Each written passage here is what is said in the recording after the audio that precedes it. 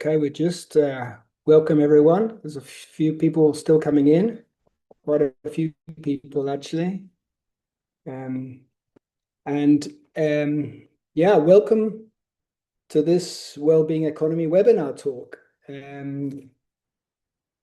It's this month's talk, or well, actually this season, we've been focusing on moving beyond GDP, on getting beyond GDP, and this talk is about that, what to do next. And we have a Spanish-English simultaneous translation for this webinar with the wonderful Matilde. So if you need translation, please use the interpretation icon. My name is Simon Ticehurst. I'm the Advocacy and Movements Lead at the Wellbeing Economy Alliance, and I'll be hosting today's talk.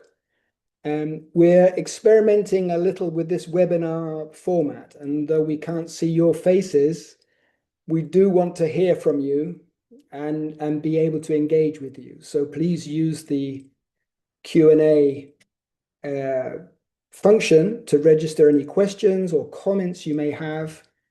And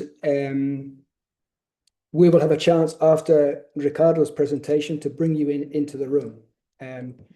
Before I present Ricardo, I just share quickly some of the context, because for WEAll, we've had a long interest in this subject because GDP as a measure of economic activity has become a kind of proxy for overall societal well-being, and yet it doesn't tell us anything about well-being of either people or the planet.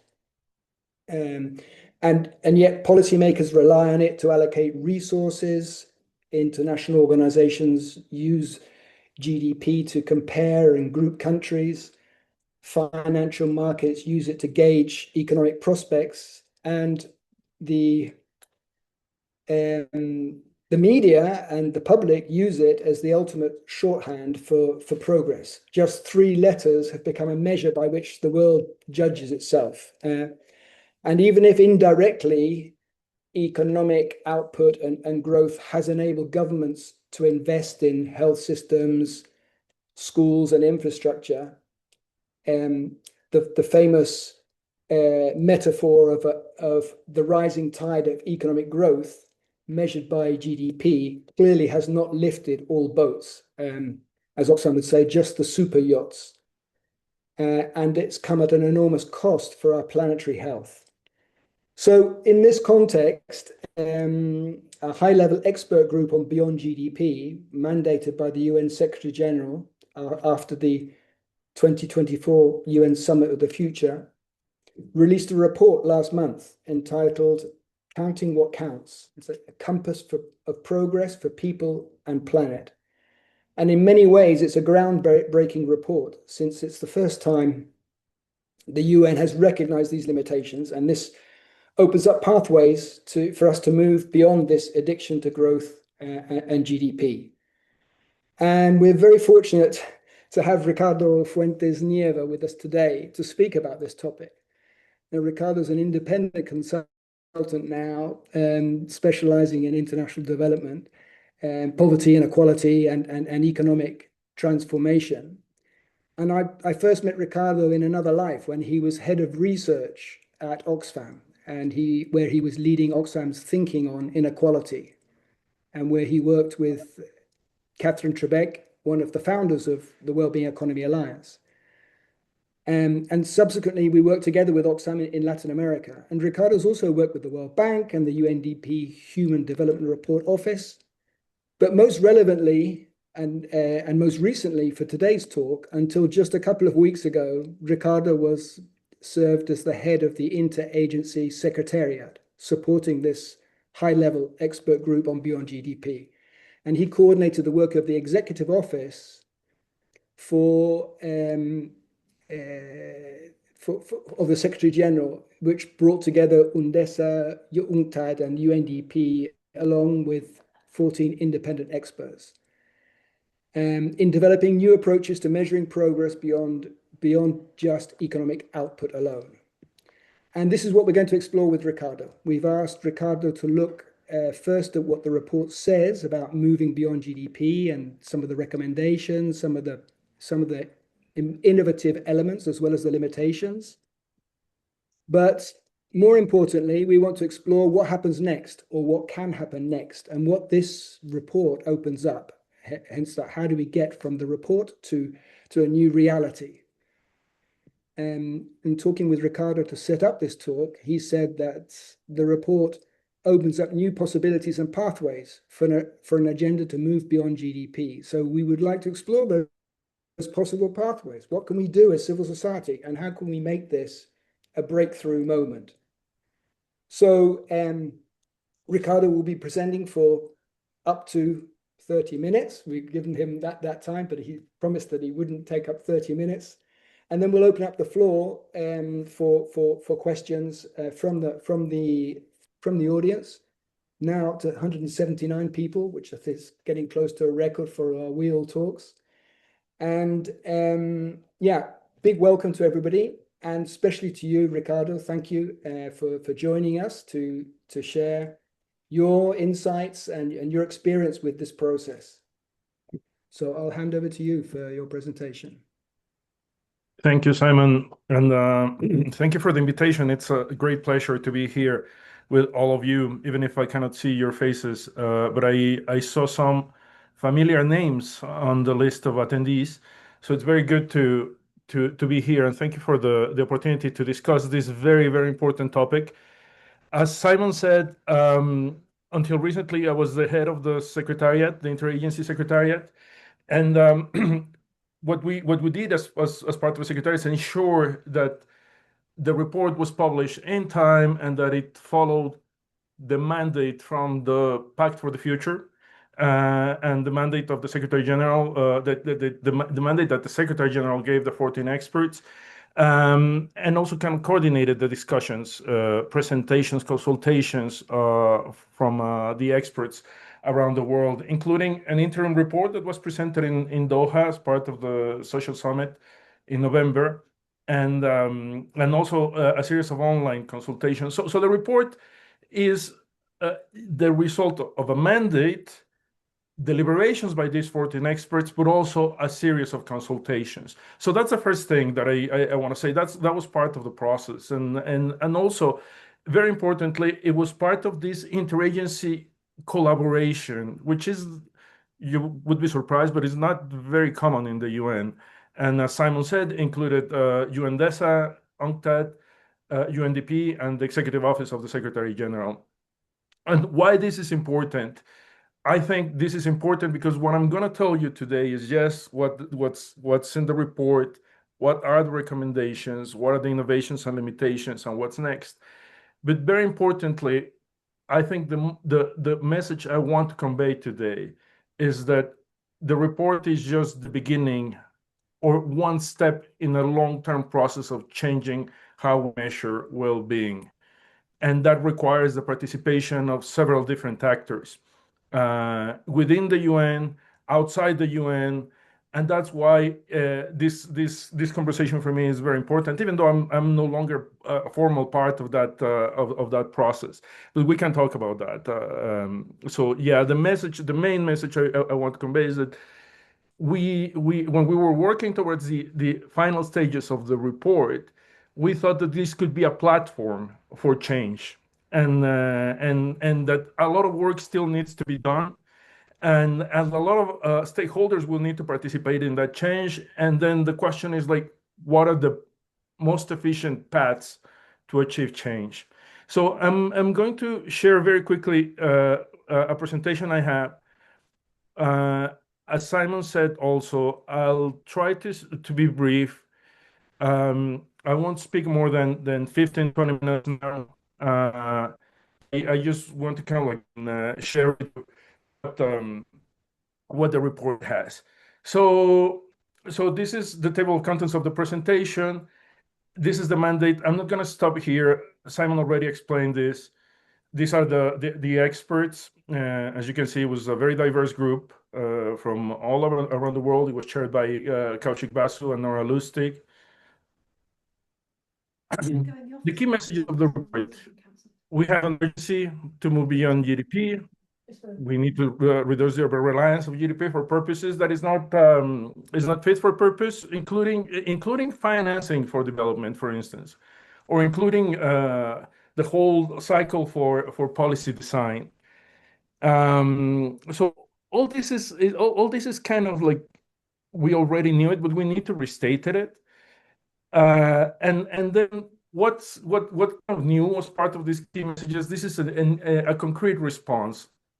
A first For the first time in the UN and as part of the member states within the UN, there's this recommendation of 31 indicators as part of a dashboard that follow a conceptual framework, can be used immediately. And again, the message that I was kind of like reading at the beginning, it's a long-term process towards generational change. So we had some empirical evidence of why it was important to move beyond GDP. In the deliberations of the expert group, I think it was very clear that the conclusion was we cannot throw out the baby with the bathwater, and by that I mean we cannot throw out GDP from the measurement of progress and development. But we have to make sure that we recognize that it's clearly insufficient. And some of the empirical evidence shows kind of like, I mean, the disconnect between some of the indicators, say, for instance, health in North America and GDP, or environment in Eastern Africa. And then this is kind of like, I mean, the conclusion of that. GDP remains a useful number to gauge economic output, but it has been overused. And when preparing the messages or the communication strategy, we came up with this kind of like paradox. When you look at the at the growth figures around the world for the past few decades, you see that the GDP globally has only retreated or has only collapsed during the 2008-2009 financial crisis and during the COVID pandemic globally. And it very quickly rebounded. So what we see is like over like the past few decades, we've seen like a persistent positive growth rate of global GDP. But the world is facing multiple crises. So how do we explain that? How do we explain if GDP was as good as an indicator for global sustainable development, then the consistent growth of GDP wouldn't be paired with the multiple crises that we see in the environment, in trust in institutions, and inequality, and the like. So that was one of the things that kind of like the group posted it in the report, and then that was kind of like, I mean, the context. And then became the proposal. And in the proposal, I think it was very clear that the group wanted a conceptual framework because they wanted some ground to build on the empirical elements on the dashboard. And then it also needed kind of like, I mean, on top of the framework and the dashboard, it needed an agenda, a technical kind of like data and statistics agenda.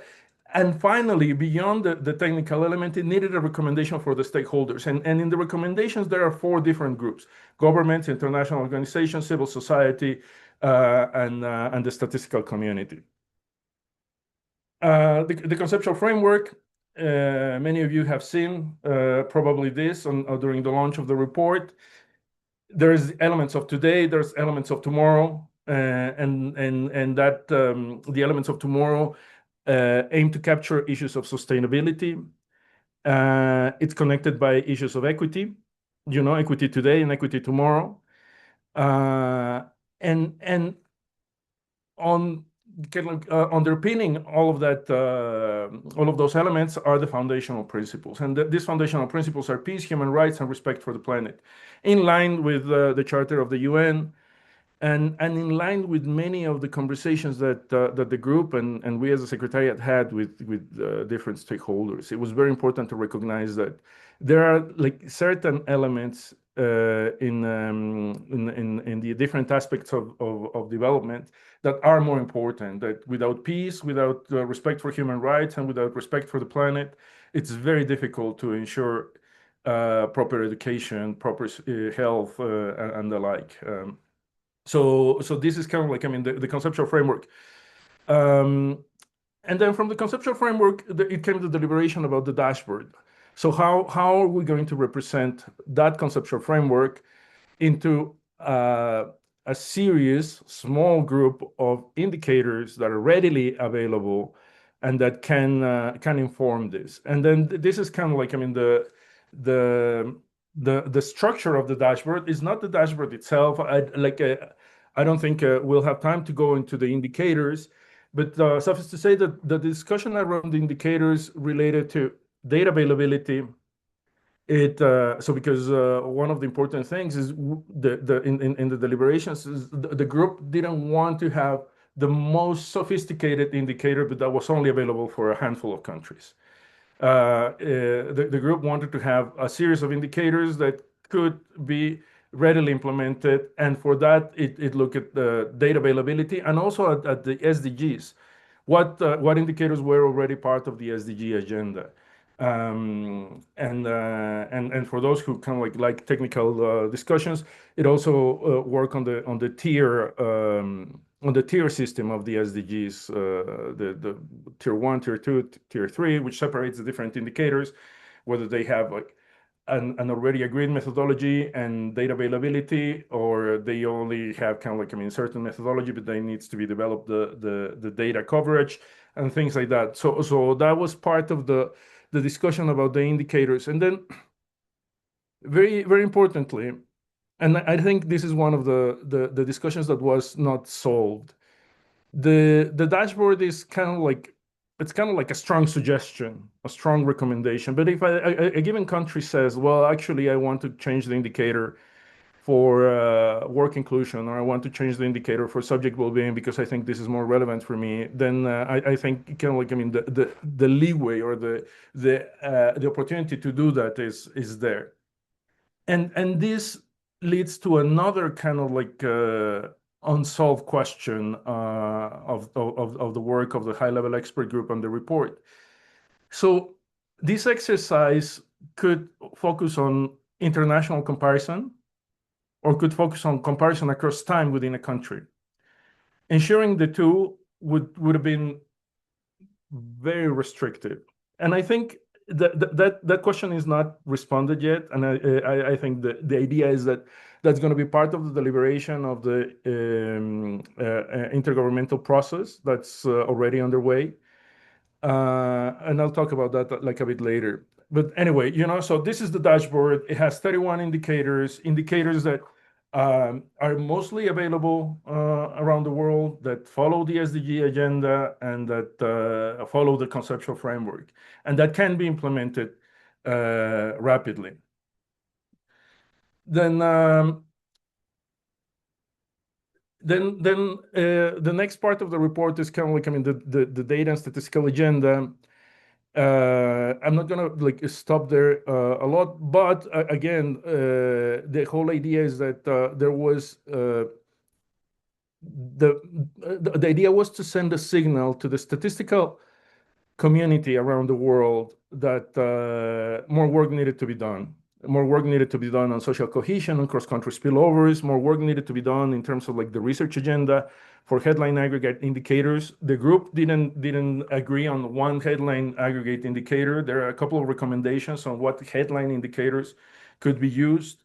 Importantly, the measurement of capitals. If you see on the conceptual framework, you'll see that today and tomorrow have like a different nature. The tomorrow element includes measurements of capital, produced capital, human capital, social capital, institutional capital, natural capital.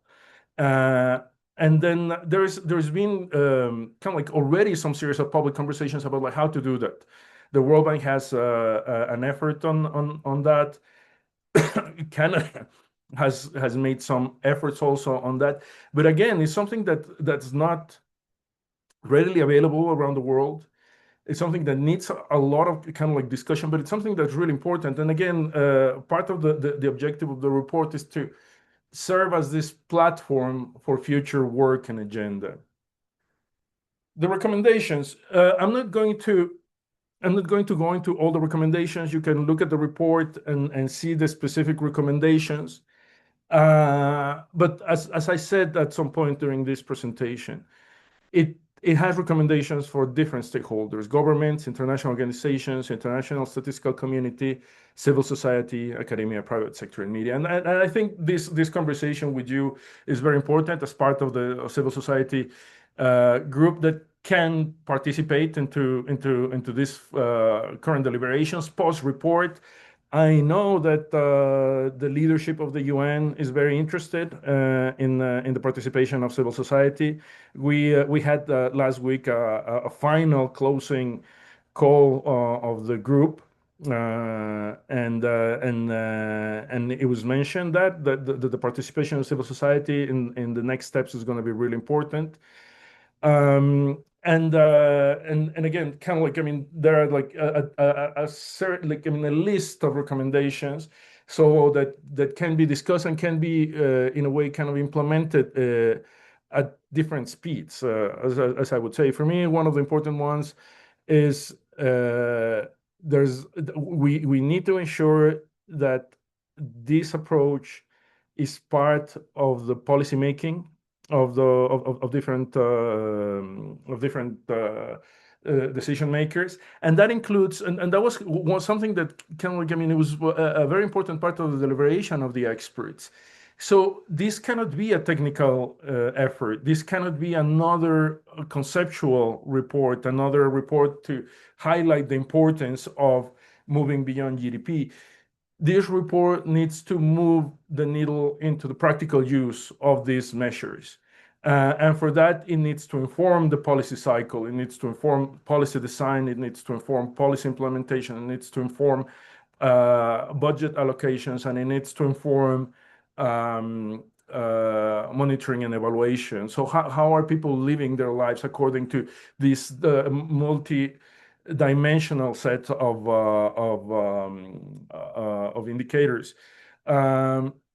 And I think that's something really important. It's also something very challenging, because it's not easy to design policy using a dashboard. And I think part of the challenge now, and the challenge for civil society, is to find what examples exist where policymakers have used effectively and fairly, or in a better way, dashboards for decision making, including resource allocation.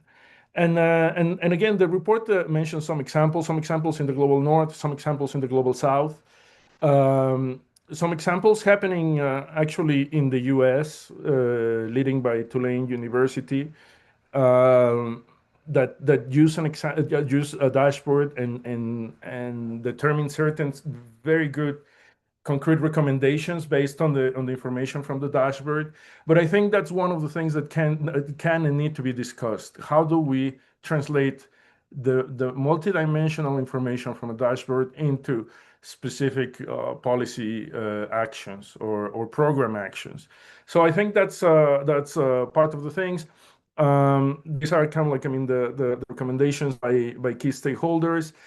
There are issues of statistical methods, methodological development.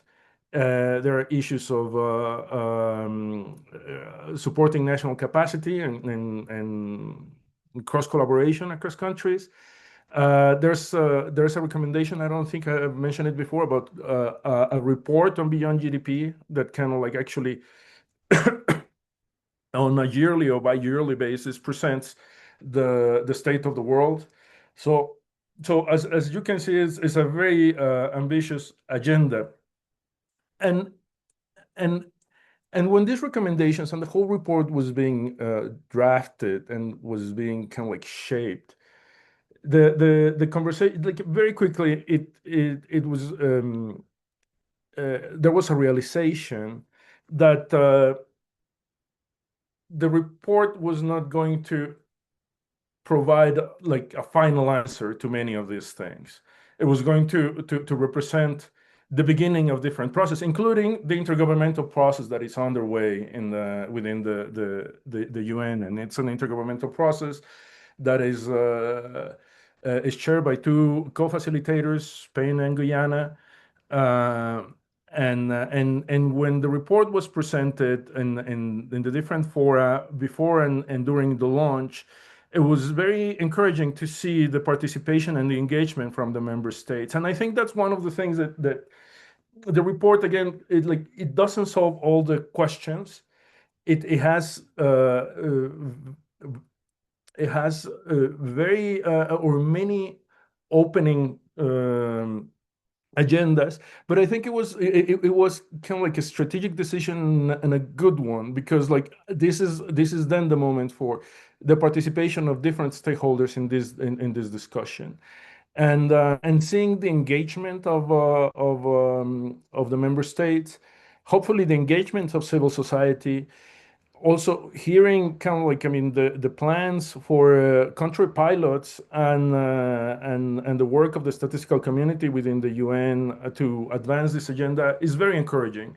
So the way we summarized it was like, I mean, so what we expect is that this report and the recommendations and then discussions creates this kind of like let a thousand flowers bloom, and let's try and push this agenda into practical, that's very important, into practical suggestions, into practical use of the measurements. It can't stay only on the conceptual or the measurement level, on the technical level. It needs to influence practice, and I think kind of like right now we're in that question of how change happens, and how we're going to move the needle, how we're going to ensure that different countries and different decision makers actually use a Beyond GDP approach in their decision making. So I think that's where we are. It's very exciting. I don't want to kind of like, I mean, repeat myself too much, but it is the beginning of something way broader than the report, way broader than the work of the high-level expert group. Uh, like I know that many of the experts will continue with the engagement with this agenda, either through kind of like, I mean, research initiatives or policy uptake or pilots, pioneers, they want to call them. So I think it's really exciting. It's something that is opening up a big area of work, and hopefully something that will actually change how we measure well-being within countries and over time, and will also kind of like help us identify what's the best way to address those crises that I was discussing, the climatic inequality, trust and institution crisis, while ensuring the well-being of people. These are the next steps. Like the dashboard is immediately implementable. Roadmap for broader to move beyond GDP, including the data agenda, and then this idea that this is a generational project that requires all hands on deck. um, that the implementation of recommendations is important. The intergovernmental process is underway. The idea of pioneer countries is also underway, and I think that's part of the work. I'm gonna stop here because I think it's more important to listen from you, to hear from you, and to engage in a conversation and see what's the best way forward. So thank you very much. I'll stop sharing, and then over to you, Simon. Thank you so much, Ricardo. You covered so much in just a short period of time, and thank you so much for that concise presentation. We've got. I was thinking of maybe putting some questions to you directly, but there's a lot of interest. There's quite a lot of questions coming up in the Q&A, and I think it'd be great to just bring people into the audience. We want to also listen to what people are thinking about and some of their questions as well, related to some of the indicators, maybe some of the political questions and dimensions that are behind some of this. I think, Tobele, we can invite people in. As a question from Jessica, would you like to come in and ask your question? Yes, Jessica can raise their hand if they'd like to do it live on Oh, stream. okay. I'm sorry. There we go. Yeah, Yes, yes. I don't want to put people on the spot. Please, if you're ready to go live, please put your hand up. But I'd like to go through some of the questions in the Q&A. Oh, am I there now? You can see can you hear me? Yes. Oh, hi. Yes. So I do always think that it's really important. I think we all do, the choice of language that we use. And I think, as I said in the chat there, there is a tension when we continue to frame nature as a form of capital. And I think that if we were to look at it as its own intrinsic entity, which it is, I think this platform especially would be a really great place for us to begin to, again, recognize that nature is its own entity and a partner with us in well-being. So, is there space to change some of the language around that? Is I suppose the key, the kernel of the question. So you want to go? How you want to do this? Yeah. Yes. Okay. Go for it. So Ricardo. I think there are two different things. The respect for the planet is not the same as the capitals. The capitals are part of, like, you look at the framework, the capitals are part of the tomorrow, and the respect for the planet are part of the foundational principles. So, and I think part of the conversation, there's a box in the report about it. It was very important for the group to recognize that duality, that we need to respect the planet and steward the planet and intrinsically, but also that there are, like, I mean, it is important to kind of, like, I mean, ensure that we in a way measure how we're managing the stocks and in that sense, kind of, like, I mean, so that's why there's the respect for the planet in the foundational principles, which is part of, like, the intrinsic value, and then the capitals, which is part of the tomorrow. So that's how I would respond, and I do think that there were interesting debates about that, but I think it was very clear that we need to move away from the idea that nature is only a resource for human well-being. I think that was very clear.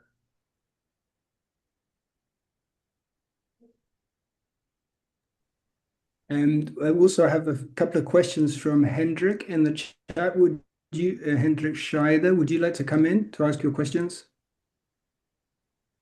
If you're still there.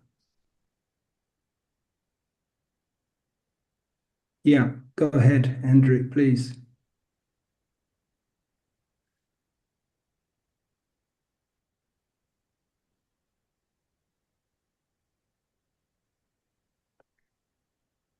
Can you hear Can me? you hear me?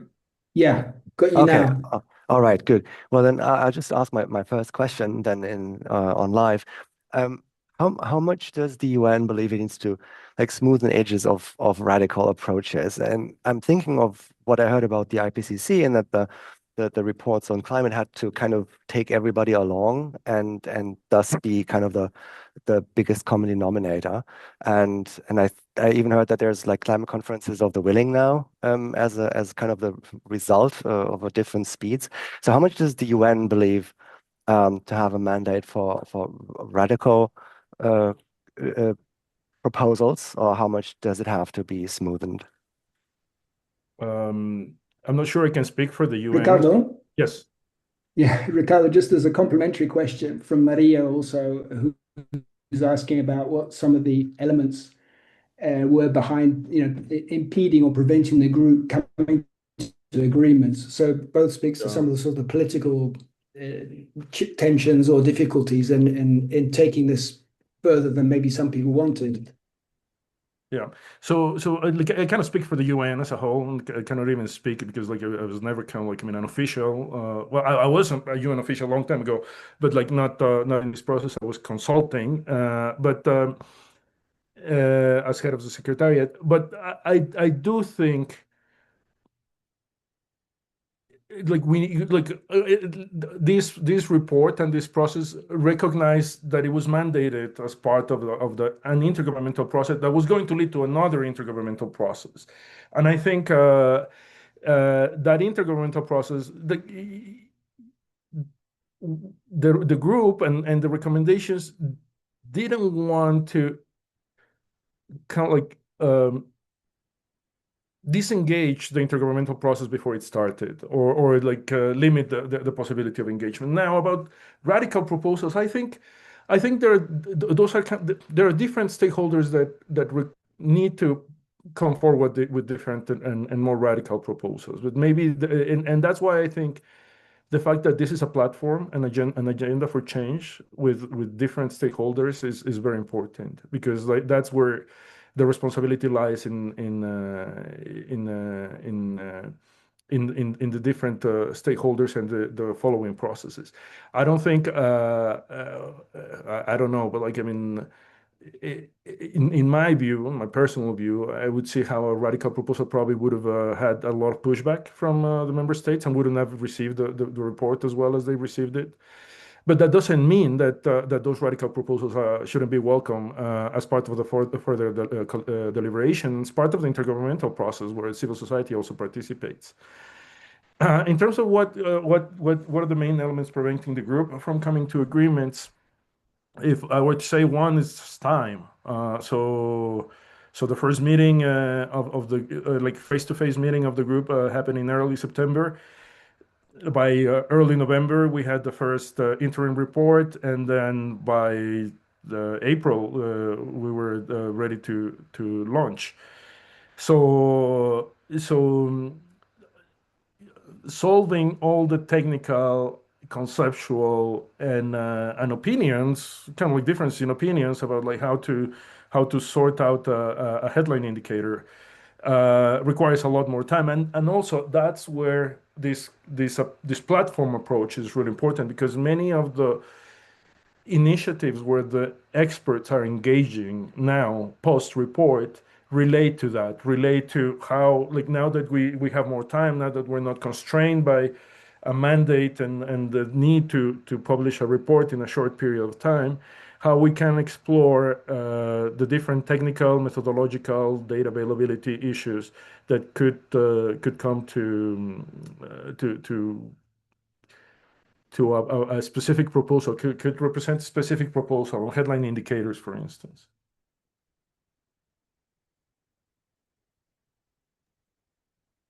Thanks, Ricardo. We've got quite a few questions. Got now flipping it, not so much looking at the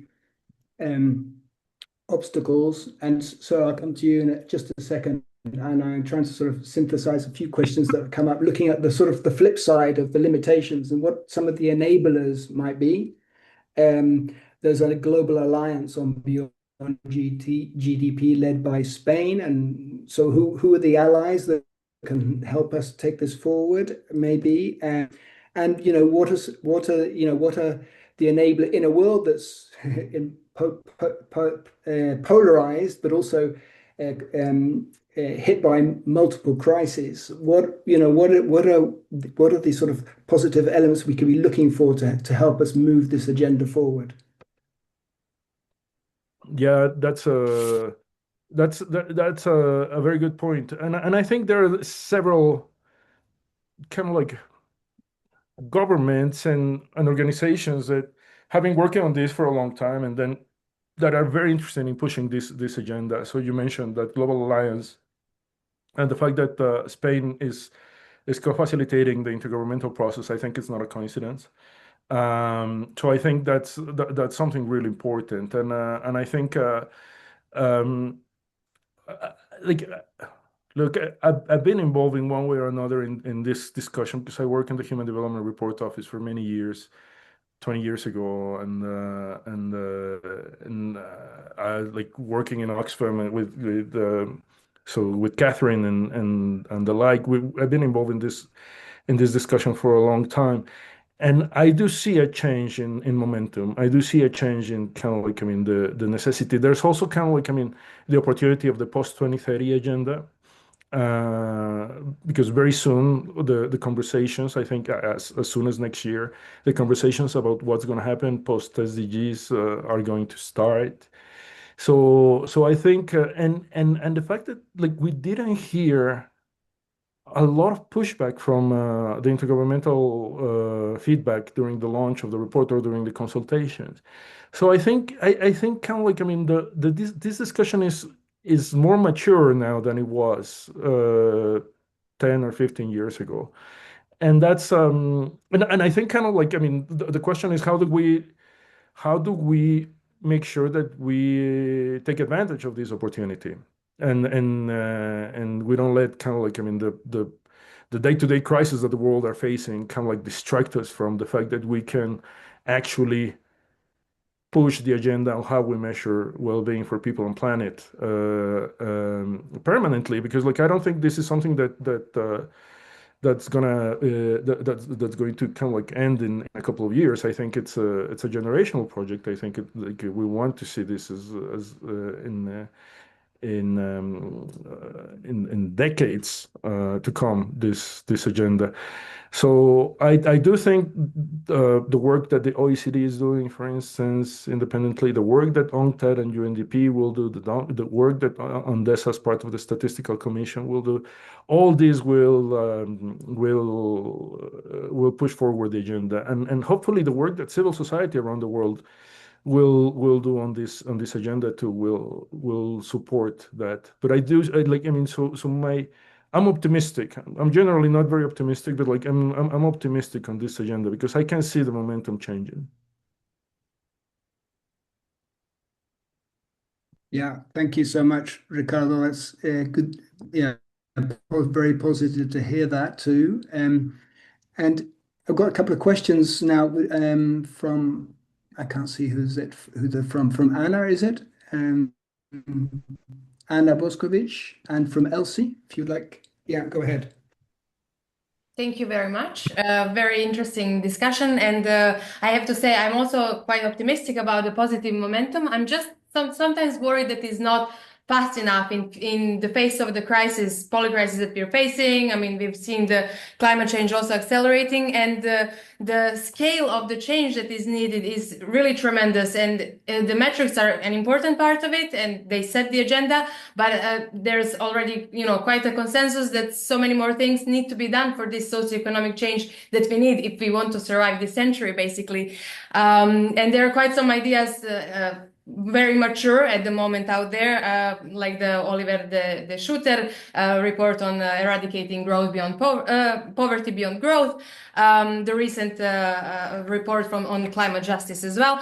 But what I am worried about is the lack of this global consensus to move toward that. There are quite some ideas on the policies. There's also ideas on how international system should be transformed, especially in terms of debt infrastructure and the subordinate position of the global south and so on.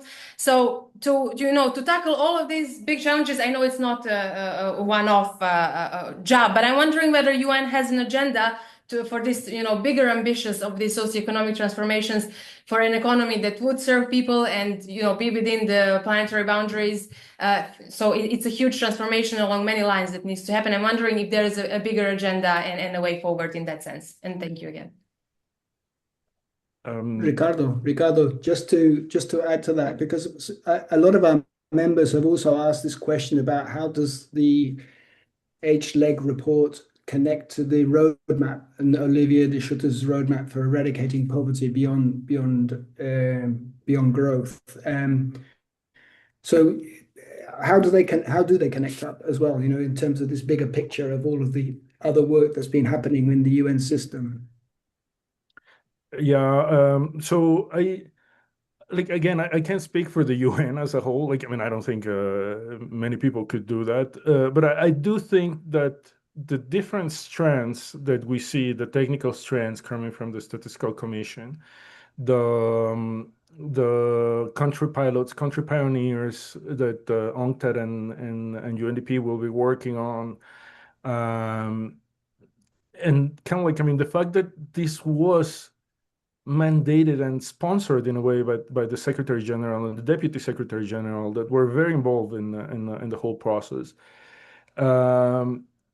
suggests that the different elements of the UN are ready to do their part, even with all the complexities and challenges that the UN is facing right now. But like, I mean, for me, the main point is that this is not a UN responsibility only. So that's why the different stakeholders mentioned in the recommendations need to also kind of like live up to the expectations. So pressure on country governments, kind of like, I mean, the take up by civil society of this agenda in a practical way, the support of the academic agenda and the media is really important, because like if this kind of like very complex multi-generational process is left only to the UN kind of like internal bureaucracy, this is it's not going to happen. I think that's why kind of like when we see, or if we see a country willing to take this up, that should be seen as an opportunity. And then again, it's part of like how change will happen. And my own personal perspective, and again, after many years of working around these issues, is like, you got to show that it can be used. You got to show that it can be successfully used, so that other people can follow through. So the successful first mover will be really important for me. So which country can actually, or which organization can actually say, like, look, we're taking this dashboard, we're trying to kind of like, I mean, measure it according to the conceptual framework, and this is how like the state of the country, the region, whatever, looks like compared to GDP, and this is how we're going to make decisions differently based on this information. And I think when other decision makers see that there's a different way, there's a different possibility to make decisions, I think that's that the gears of change can get going. So now about the question about Olivier, they were in contact. They participated in different fora along with the experts. But like at the same time, the experts, like you can imagine, kind of like working with 14 very senior, very smart, very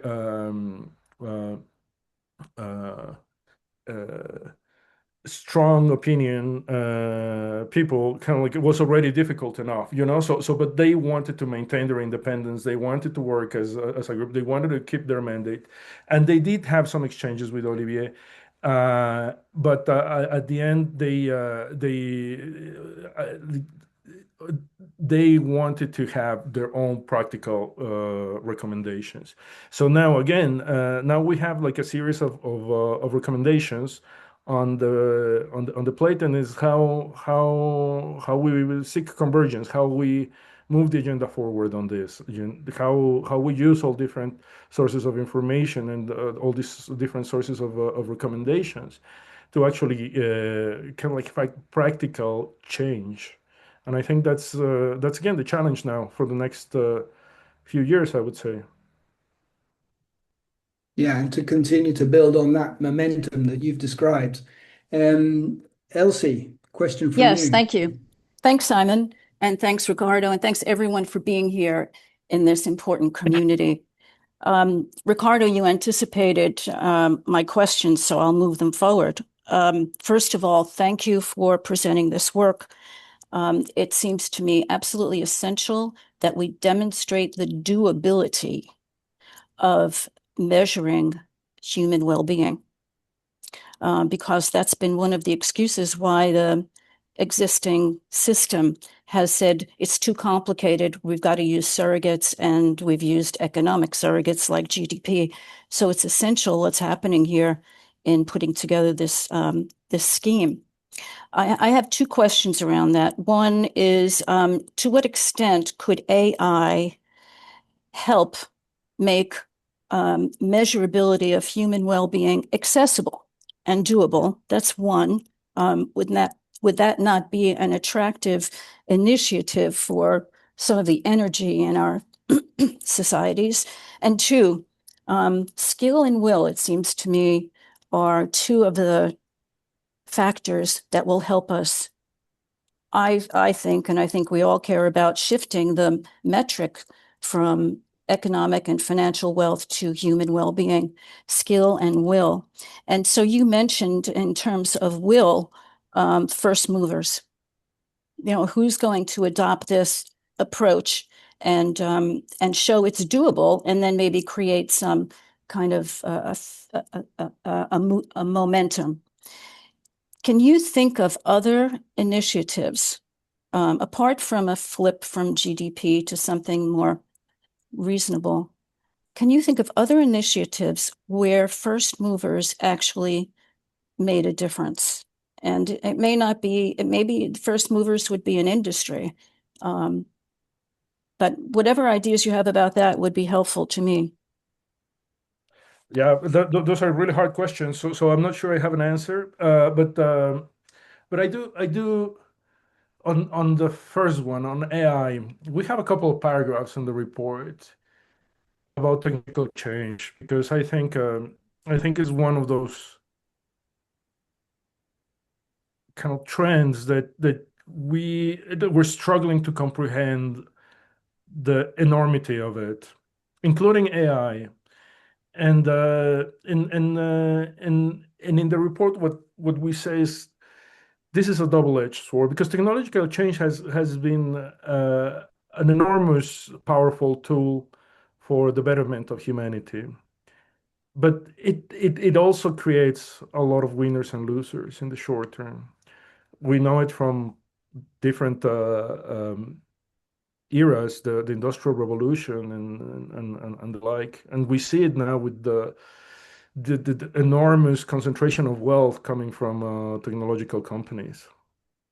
So I think we got to be really intentional on technological change as societies. We need to control how that change is happening, or control or govern or manage. I don't know what the word is, but technological change cannot just be left to the will of the techno bros. It can't happen.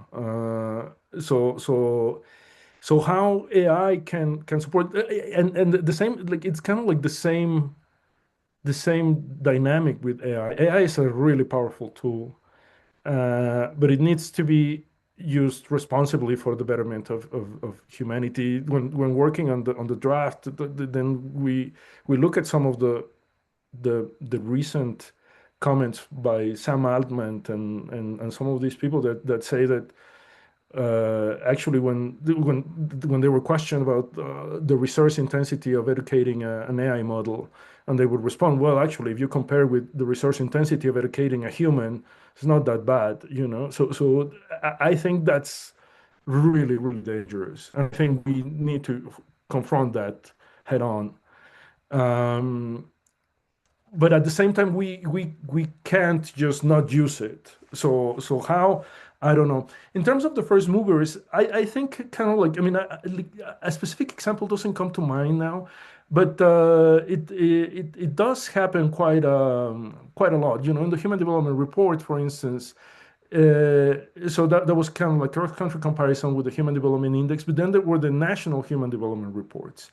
And then the first National Human Development Report, then followed by different National Human Development Reports, and these are kind of like very country-specific efforts. Sometimes they even adjust the indexes to show the national realities, or they disaggregate it within counties or municipalities. So I think kind of like in kind of like we also see it on the negative way on how when we were at Oxfam, and Simon will remember this, how governments trying to curtail the civil society.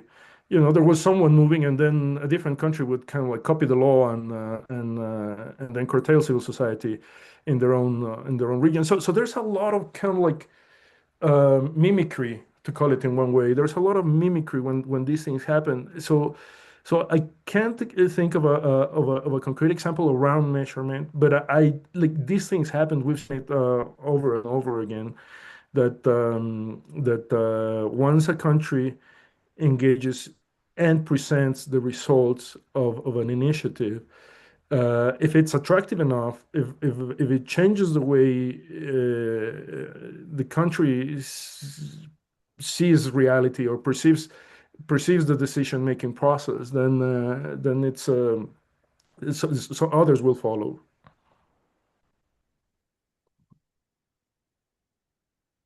Thanks, Ricardo. There's quite a few questions still in the chat, but now we're coming to the end of this webinar. I'll give one last chance if anyone wants to ask a last question from the many that are in the Q&A function. If you'd like to put your hand up, we can take one more question. And I don't know if John, you're still on the call, or from Janice, if you're still on the call to I'm still on the call. If you can David. hear me, I'm John. Go for it. Okay, John. Yes, go Thank you. ahead. Yeah, just wondering if there's a collective action problem here, and that, if one country prices carbon, they put themselves at a competitive disadvantage to the rest of the world that doesn't. So if one country adopts Beyond GDP and the rest of the world sticks with just GDP focus, or if some rogue hegemon decides to focus on that at the expense of nature, can they then build their hard power at the expense of others? So is there a collective action problem, first mover, free rider type situation? Do we need some governance to accompany Beyond GDP? I do think you need some type of international governance. Yeah, to kind of at least make those kind of those coordination issues or manage them. But I do think in a way, kind of there are many countries already that have implemented some sort of Beyond GDP frameworks, and I think we haven't seen that coordination problem or that first mover kind of a free rider problem. On the contrary, I think they serve as inspiration. For me, the issue is how do we ensure that all these efforts, as part of that international governance or international coordination, speak to each other in a practical way, in a way that can be implemented in different contexts. Say, for instance, Bhutan's approach, it's fantastic, but I don't think it's very translatable to other countries or regions. So how do we kind of make sure that this creates an international agenda? Is not only kind of one country that keeps their framework. Yeah. Thank you so much, Ricardo, and thanks everyone for your interest in this theme.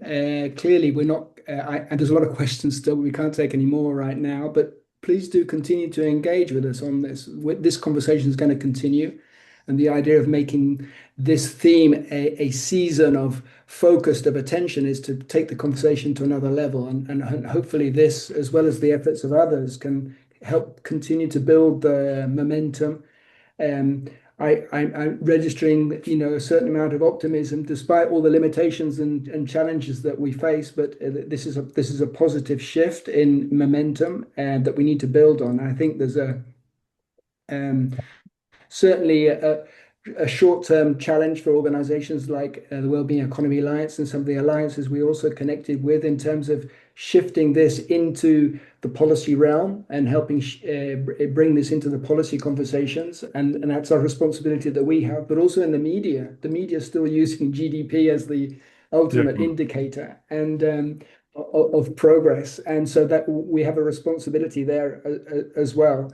And I think this isn't, I think the message I got from you start at the very beginning, Ricardo, this isn't a short-term fix. This is going to take a while to resolve. And so whilst we try and continue to influence it in the short term, we need to keep an eye on the 2030, post-2030 agenda and how we get the alternative metrics and indeed an alternative paradigm of measuring well-being into the conversation around development and for the next decade. If we get stuck with GDP for another decade, I think we're sunk. Ricardo, thank you so much. Thank you everybody for your interest and your questions. Please do continue to join this conversation. Tobile's put in the chat how you connect with that. We'll share the recording and presentation this week. Big thanks to you, Matilde, for your translation. It was good to see a Latin American audience as well on this webinar. And yeah, speak soon. Thank you so much, everyone. Thank you very much. Thank you for the invitation. Stay engaged.